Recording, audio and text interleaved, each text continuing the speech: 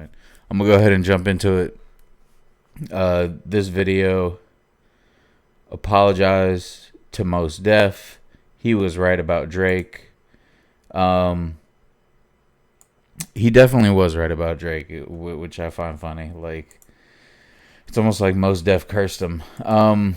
We're gonna listen back to this at 1.25 speed because it's like a 20-minute video, and I do eventually want to get into some things. So let's watch this. Shout outs to Charles Brown. He's got a good channel. Yeah, let's get right into it.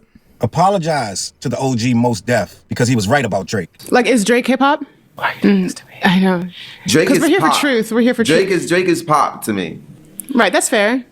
In the sense that it's charting like pop music, popular music. In the sense, like, if I was in Target in Houston and I heard a Drake song, so it feels like a lot of his music is compatible with shopping, or as Commercial music, shopping with an edge in certain instances. Fair. I like Drake's music, but I understand exactly what you're saying. Of course, I mean, I It's get commercial, entertaining, fun, good, it's formulaic music. That is, it's likable. likable music. Yeah. So many products. So many SKUs. So many SKUs. Look at all these SKUs. Oh, so many products. So much merchandising. So many barcodes. I love this mall. Look at this place. I mean, look at this place. They have everything. Everything's here. They have everything here. Ah, this is great. This is a new Drake. You hear it? It's great. What happens when this thing collapses? This is the thing that we're talking about. It's like nobody wants to talk about. It's like, what happens when the columns start buckling? Are we not in some early stage of that at this present hour? Are we seeing like the collapse of the empire? Damn, dude, is the Mos Def curse, like, is that shit like more dangerous than the Lil B curse? Because holy fuck, dude, you know. Hi, Tiny. Oh my god. What up, where's your boy Charles Brown back again talking facts? Hit that like button, hit the subscribe, hit the notification bell, keep sending those cash apps to CLBMG gang. Listen, I know a lot of you were tickled pink. Some of us were laughing because Mos Def compared Drake's music to shopping at Target. It was hilarious. I chuckle to this day. I still chuckle. Almost a year ago, he was on the Cutting Room podcast. It was a new podcast that sprang up. Salute to them for catching a moment. A lightning The in the Cutting bottle, Room. I'm going to have to and check them out. putting something out that the culture would be very receptive to. And salute to that queen for pushing that narrative forward because it was one that needed to be pushed forward. She didn't set up Mos Def. She just asked him a question. I don't even know the pretext because I never watched the full podcast, but I just saw the clip where it starts with her saying, is Drake hip hop? I don't know how they got to Drake. I don't know what preceded it, but somehow she asked him, is Drake hip hop? Mos Def quietly thought to himself and was like, why are you doing this to me? Because he knew where this question is loaded. He knew where it was going, and he knew the consequences if he answered it correctly or incorrectly. If he tried to fake the funk, and try to kind of levy. That's what's weird is like there for a long time it seems like there was like a right and wrong way to answer it, especially like talking about Drake. Like you don't want to say the wrong thing and never get your Drake feature. You know, that was like definitely held over people's heads. A lot of people were tiptoeing and being really nice, you know. His words, which he did still to a degree, but if he tried to kind of pander, then we would be on him, right? But if he was too direct and open and honest, then they would be on him. So he kind of teetered in the middle, but he kept it a buck. And he literally said, it's shopping. He was shopping in Houston, Texas. And basically it sounded like the song came on and it was perfect. He said, this music is shopping music, shopping in Target, chill, relax. It's elevator music. You can put on a lot of Drake songs in Target and it'll be just fine. You can go to Starbucks, you're not gonna get offend you a anybody. latte. I like to get the lemon pound cakes with the icing. You can get you a frap. You can get anything, and the Drake song would not disrupt your Sunday. No, dude, you get a Trenta Americana with no sugar and an espresso shot. And that's it. Or an iced coffee, you know, with an espresso shot. That's usually what I get. Not even the Americana. Because that's just an espresso shot with like a bunch of water in it. So yeah, just get the yeah. it would be just fine. Mos Def was speaking. It was not disrespectful. He did go on to say what happens when the pillars collapse. And that's the part that I want to talk about. He talked about, look at all these SKUs, look at all these products, which was funny.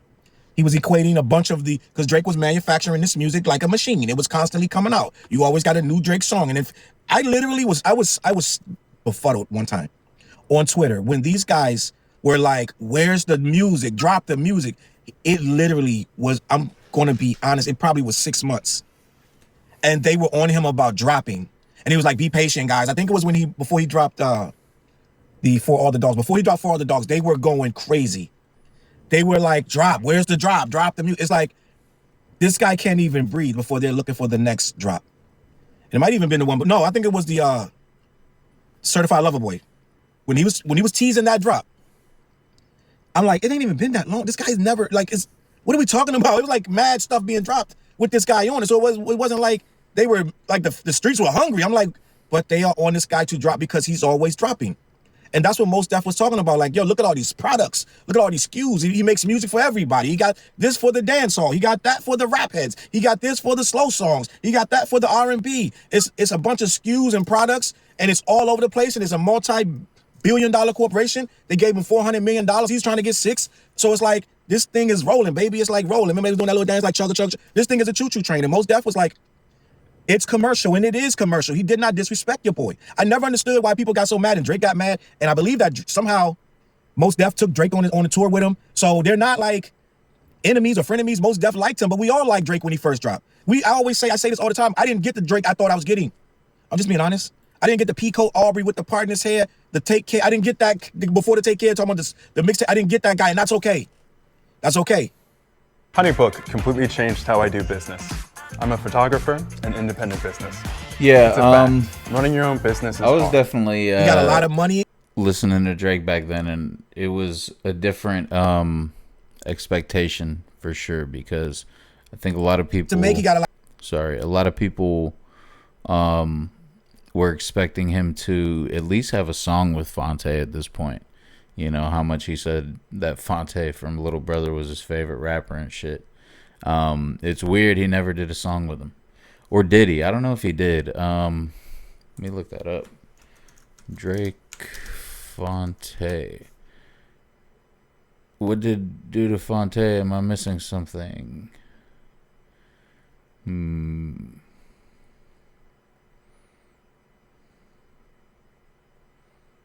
Yeah, I can't. Yeah, I guess they've never done a song, dude. That's wild, because the amount of praise and fake praise that Drake would give Fonte was like insane. And that's definitely one thing. Like, you know, you'd expect Drake to work with Fonte versus Lil Yachty at a certain point. That's what it was.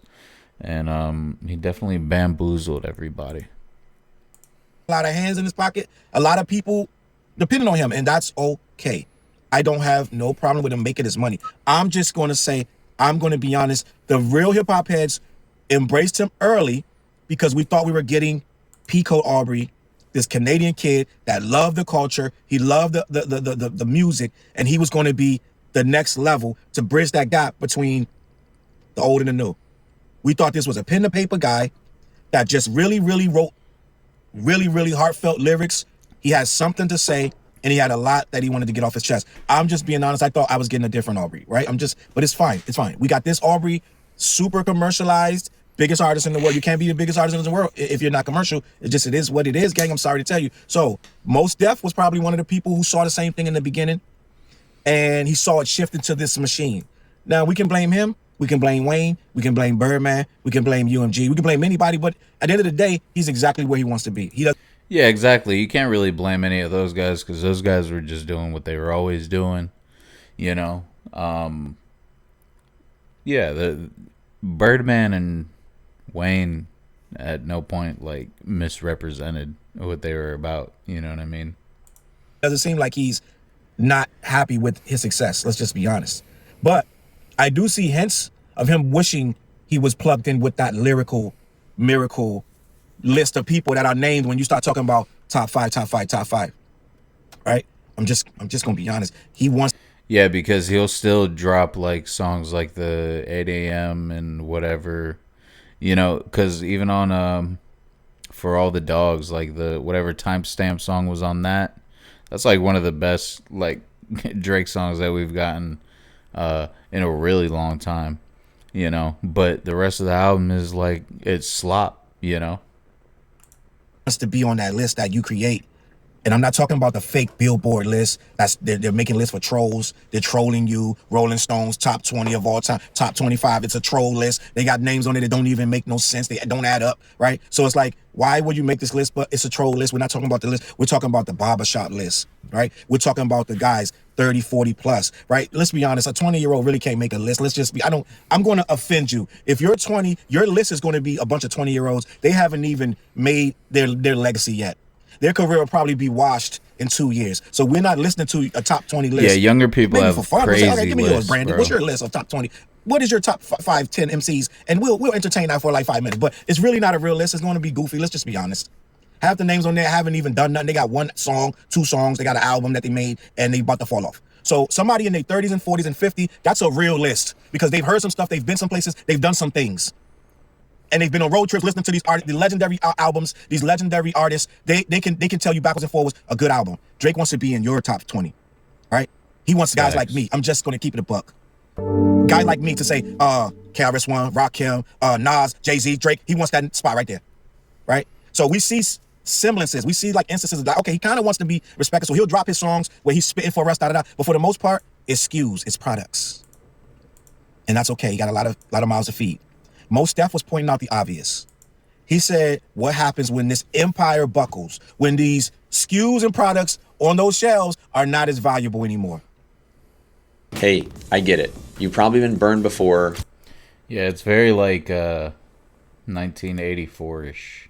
Had a real problem with this. I believe he called him a crackhead. How like in one Drake roundabout is, way like, or another, the his man biggest got involved. I artist. think it was 40 or somebody started saying, we used to bump you, and we used to get embarrassed by bumping you. We said the same thing about Common too, and they just had a whole problem with this whole thing. And what I don't like about what they do. That sounds like some projection, right?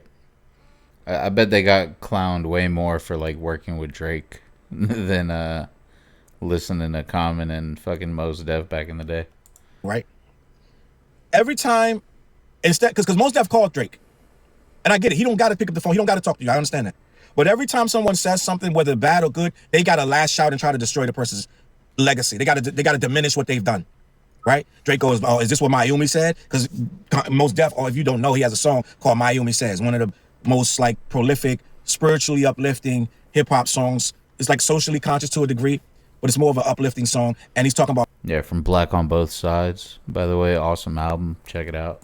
Mayumi says, "Shine your light on the world." Oh, Mos Def is like having a crazy comeback too, because I think he just dropped something like on Bandcamp only, by the way, on Bandcamp only. And I think he's working on something new with The Alchemist too. So like I'm going to do a little more research on that and probably talk about that on the next stream. Also, Redman dropped a new album, Muddy Waters 2. Muddy Waters as well. Shine your light for the world to see. I want my people to be free, right? Drake started poking fun at that, saying, "Is this what Mayumi says?" He's trying to say you're being negative and you pretend to be positive. Is this what your grandma, is this what your mama would say, right? So he plucked back, he struck back, and this is my thing, right? Everything don't gotta be you're lashing out, trying to embarrass the person. And I get it. You can say, well, Mos Def was trying to embarrass him. I don't think Mos Def was trying to embarrass him. Right?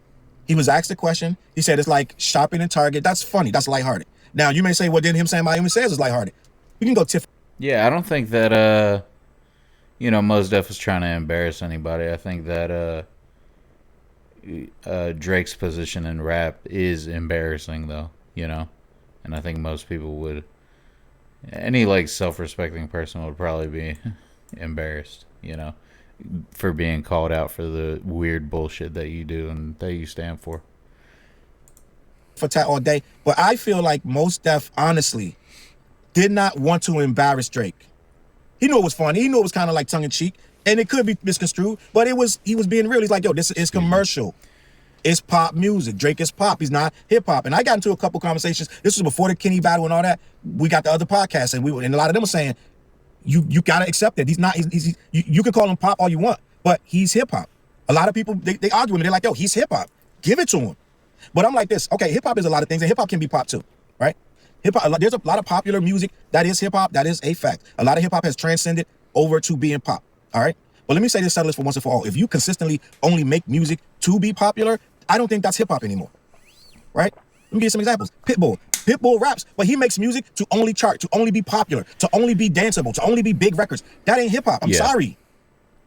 Right? Flow Rider, big records. I want to make money, big giant songs and stadiums. That's Right. great. There's nothing wrong with that. Yeah, But at Drake some point, is- you're not being hip hop no more. You're being pop. Yeah, Drake is like the final form of what Flow Rida is. I'm just going to be honest. This is pop music that, in a lot of instances, Drake is making. There's nothing wrong with that, but let's call it what it is. Mos Def said it's pop. We've seen pop go down. Right? Or stay up. It is what it is, but it's pop. Black Eyed Peas. That's pop music. No one's going around putting Black Eyed Peas in top hip-hop groups of all time. I'm just going to be honest. Yeah, it's Will true. I Am can spit, right? The other two guys can spit. I don't know what Fergie's doing, but she's doing her job too. They make good records.